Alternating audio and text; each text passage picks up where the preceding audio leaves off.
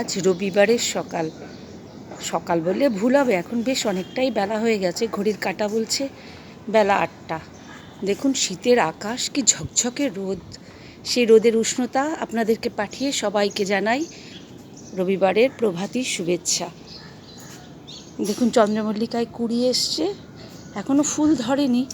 আর ছাদে এসছি লেবু গাছ থেকে লেবু তুলবো বলে।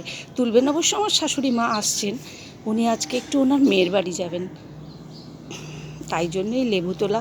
কিছু আমাদের এখানে রেখে যাবেন, কিছু নিয়ে যাবেন। এই যে দেখুন লেবু গাছের সামনে নিয়ে এসেছি, টবে কি সুন্দর লেবু হয়েছে দেখুন। এটি কাগজি লেবু, গাছের টবে খুব সুন্দর সেন্ট। এই লেবু গাছটির কিন্তু অনেক বয়স হয়েছে, মোটামুটি 20-22 বছর। আমার শ্বশুরের আমলের গাছ, ওনার হাতেই করা। এখন উনি নেই, গাছটি কিন্তু রয়ে গেছে। আর সেই গাছটিকে আমি আপনাদের সবার সঙ্গে শেয়ার করতে পারছি। এই জন্যই বোধহয় বলে ইউটিউব প্ল্যাটফর্ম এমন একটি প্ল্যাটফর্ম যেখানে স্মৃতিগুলো থেকে যায়। এখন এই সমস্ত ফুল গাছের দায়িত্বভার তুলে নিয়েছে আমার শাশুড়ি মা অতি যত্নে। চলুন যাই। এই দেখুন অলরেডি লেবু গাছ থেকে লেবু তোলা ওনার হয়ে গেছে। দেখি এবার কটা লেবু তুলেছি। কটা লেবু তুলেছেন আপনি? গুনে বলুন, জোরে বলুন একটু, সবাই শুনুক। কটা লেবু তুলেছেন? 9টা। 9খানা লেবু তুলেছে। দেখুন সাইজ দেখেছেন কি সুন্দর। এই গাছটা কিন্তু আমফানের সময় মরে গেছিল। এই গাছটাকে আবার টব পাল্টিয়ে উনি আবার এনার নতুন জীবনদান করেছে। কিছুদিন অবশ্য তারপরে 2 বছর লেবু হয়নি। এবার এখনও গাছে বোধহয় 1-1টা লেবু আছে। ওই পাশে একটা আছে। আমি হয়তো ক্যামেরাটাকে ঠিকমতো দেখাতে পারছি না, দাঁড়ান জুম করে একটু দেখা। এই যে জুম করে আর একটা দেখিয়ে দিলাম, এটা এখনও তোলেনি। এরকম আরও 4-5টা আছে মোটামুটি গাছে টবে, মন্দ না। আমার বাড়ির নিচে বেশ কয়েকটি বিড়াল বাচ্চা জন্ম নিয়েছে, এখন তারা বড় হয়ে গেছে। হঠাৎ দেখছি আজকে এদের এক সঙ্গী হয়েছে, সে কোথায় ছিল জানি না। দেখুন চলে এসছে, এসে আবার আমার দরজার সামনে ওপরে এসে বসে ডাকছে। ডাকের আওয়াজ শুনে দরজা খুলে দেখি, দেখুন বসে আছে। ও চাইছে আমারই ঘরের ভিতরে এসে আমাদেরই সদস্য হতে। গাছ থেকে তো লেবু তুলে এনেছি, এবার দেখুন লেবু দিয়ে খাওয়ার জন্য কি রান্না করেছি। এই রান্নাটা একদিন আপনারা করে খাবেন, আমি অত ডিটেলসে দেখালাম না। এই যে এখানে না নিয়েছি কুমড়ো ডাগা আর কুমড়ো।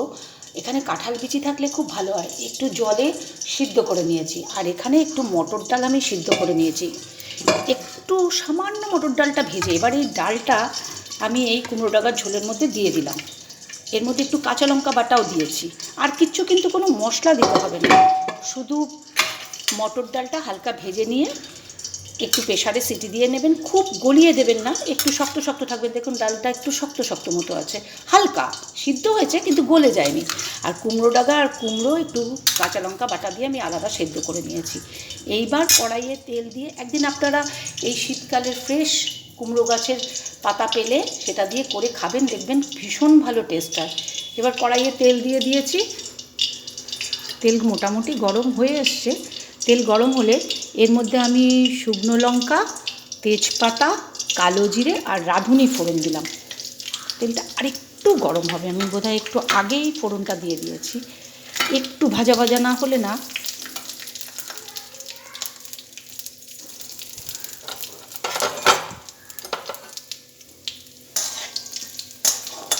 একটু ভাজা ভাজা হোক, চড়া আছে, তাহলে কি ফোড়নের গন্ধটা বেরোবে।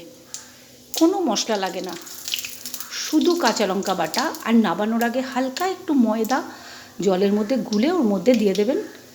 আর নুন মিষ্টি যেমন পরিমাণ মতো, আর ঝালটাও আপনারা পরিমাণ মতো যে যেমন খাবেন সেই বুঝে দেবেন। এই ফোড়ন মোটামুটি ভাজা হয়ে গেছে, ভাজার একটা সুন্দর গন্ধ বেরিয়েছে।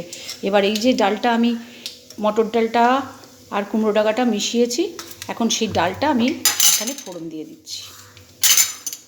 প্রথমে অল্প দিই, না হলে খুব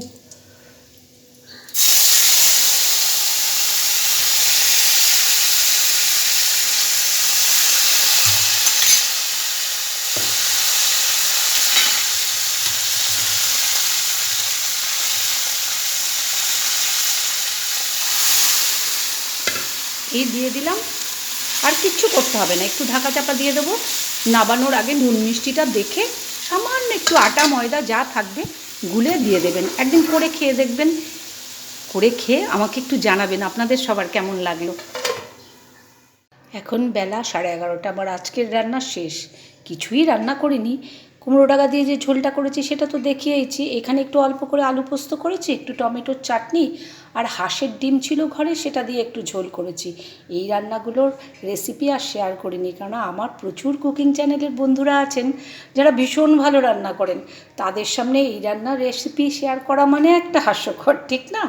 ঠিক আছে, আজকে বিকেলে আবার আপনাদের সামনে আসছি, বিকেলে আবার দেখা হচ্ছে। এখন সন্ধ্যে 6:30। নিচে যে বৌদি আছেন আমার, সে বৌদি বললো একটুখানি টেলারিংয়ের দোকানে যেতে। বৌদি যাবে, তাই বৌদির সঙ্গে একটু যাচ্ছি। ভাবলাম যাই, আমারও একটু হাঁটা হয়ে যায় সন্ধেবেলা। দেখুন চারিপাশ কীরকম অন্ধকার, মনে হচ্ছে যেন কত রাত হয়ে গেছে। শীতের বেলা তো, 5টাতেই সন্ধে হয়ে যায়, বেশ একটা হালকা শীতের আমেজও লাগছে। যাই, বৌদির ঘরের সামনে চলে এসেছি, বৌদিকে বেলটা বাজিয়ে নিই।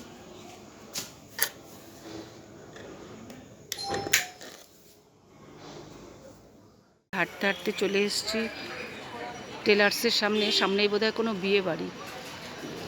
টেলার্সটা খুব ভালো বানায়, কিন্তু এত ছোট না, সেই জন্য আমি আর ঢুকছি না, বৌদি ঢুকে গেল। যে তেলে ভাজার দোকানে এসেছি, এনারা খুব ভালো তেলে ভাজা বানায়। আরও শীতকাল না, বানানোর সঙ্গে সঙ্গেই বিক্রি হয়ে যাচ্ছে। এটা আমাদের পাড়ার একটি বিয়ে বাড়ি, বিয়ের সিজন চলছে তো, খুব সুন্দর করে সাজিয়েছে, তাই মনে হলো বিয়ে বাড়িটা একটু আপনাদের সঙ্গে শেয়ার করি।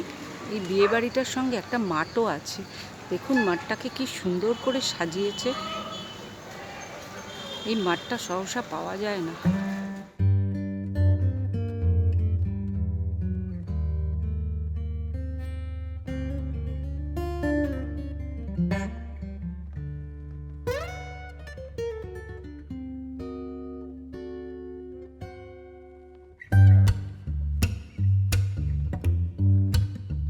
ভিডিওটা এখানেই শেষ করছি। যারা এতক্ষণ আমার সঙ্গে ছিলেন তারা প্লিজ একটা লাইক অবশ্যই দিয়ে দেবেন।